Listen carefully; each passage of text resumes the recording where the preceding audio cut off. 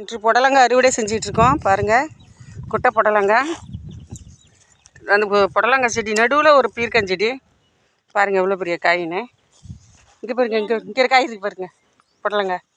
புடலங்காய்லாம் நிறையா இருக்குது, வந்து வாங்கிட்டு போங்க. பாருங்கள் புடலங்காய். அடிக்காத காய், சீக்கு இல்லாத காய். சத்தமாக சொல்லுங்க. சீக்கு இல்லாத காய், மருந்து அடிக்காத காய், நல்லா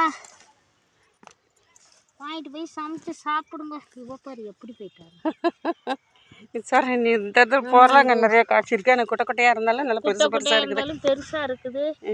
வேணுனாலும் சொல்லுங்க, ஆர்டர் பண்ணி விட்டுருவோம்.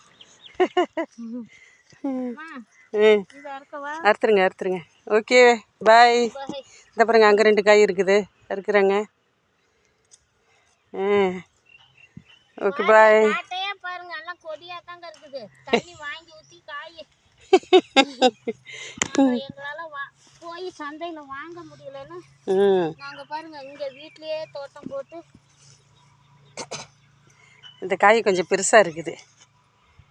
இதில் பந்தலில் விட்டுருந்தோம்னா நல்லா நீட்டமாக காய்க்கும் போல இருக்கு. கீழே இருக்கு. ஆமாம், பந்தல் தாங்காது.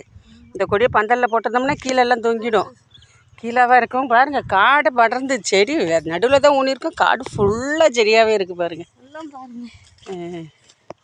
ஓகே, இங்கே பாருங்கள். தட்டு ஃபுல்லாக புடலங்காய் அறுத்தாச்சு. வாங்க, நீங்களும் உங்களுக்கும் தரேன், வாங்க சாப்பிட்லாம். Okay bye. Happy gardening.